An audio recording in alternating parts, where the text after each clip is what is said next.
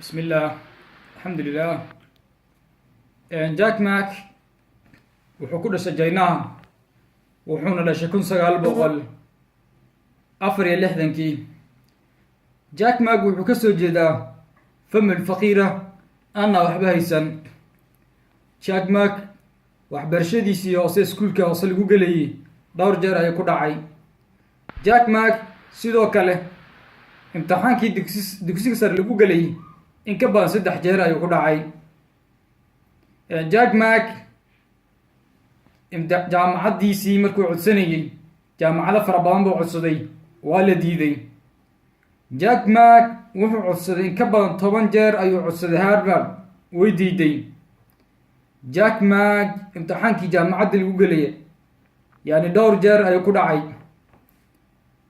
jack mac waxbarashadiisii jaamacadeed kadib wuxuu codsaday 100 shaqo, laakiin way wada diideen, shaqana muunan helin. jack mac wuxuu ka mid ahaa shirkadda KFC.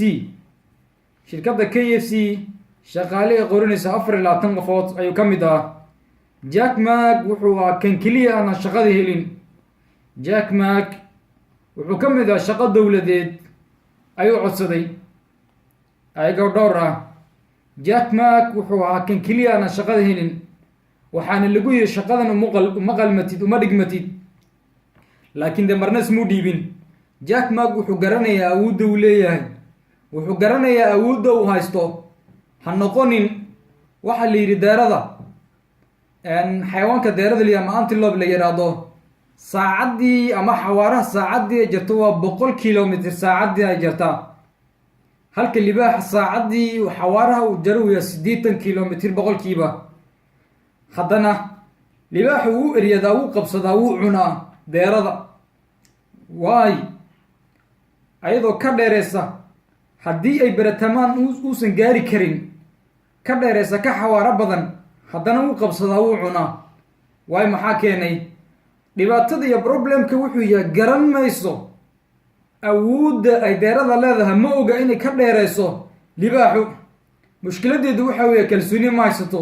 markay cabbaar orada weyr istaagtahayo gadaal ba yara egtaa, markaasuu libaaxu gaaraa, sidaa ayuu ku cunaa.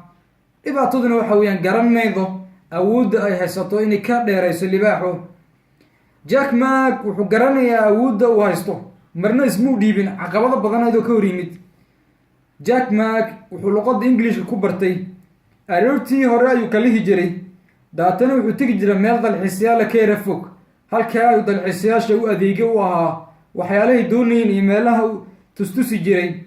sababta waxa u sameynaya waxa weeyaan inuu doonayo inuu englishka ka barto, inuu la sheekaysto, inuu la hadlo luqadda, inuu practic ku sameeyo. jack mac 1990yadii markay ahayd, xilligaa uu internetka soo baxay, ayuu wuxuu u arkay in internetka inuu yahay fursad, halka uu ka gaari, halka uu maalqabeen kaga noqon lahaa inuu yahay. jack mac maraykanka ayuu aaday si uu internetka wax uga soo barto. jack mac ugu dambeyntii wuxuu aasaasay shirkadda la yidhaahdo Alibaba, waana website lagu kala iibsan karayo waxyaalaha, yani alaabta iyo waxyaalaha lagu kala iibsan karayo.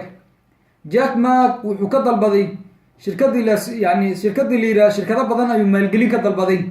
jack mac waxaa lagu yidhi inuu doqon yahay, inuu waxba ogeyn, inuu waxba haysan, inuu fikraddan uu ka sheekeynayana uu yahay fikraddan aan shaqaynin. sababtoo ah waa ninkii ugu horreeyey bilaabay in internetkii xagga wax lagu kala iibsado online. jack mac wuxuu ka mid yahay maanta dadka caalamka ugu maalqabeensan, ugu taajirsan, bilyoneerka ah. wuxuu ka mid yahay jaynaha ninka ugu dhaqaalaha badan, ninka ugu bilyaneersan, ninka ugu lacagta badan ayuu ka mid yahay jaynaha. jack mac shirkadiisa Alibaba kambaniga uu leeyahay 24 saac gudahooda ay waxay ku iibiyeen, ku heleen dhaqaalo dhan 18 bilyan. jack mac laga soo bilaabo bilowgiisii ilaa halkan wuxuu ku jiray guuldaro, laakiin guuldarradu waxay ka mid tahay bilowga guusha. ismuuna garan, wuuna ka faa'iidaystay, wuxuuna gartay awoodda uu leeyahay. ku dayo jack mac kaama awood badna ku dayo. asalaamu calaykum.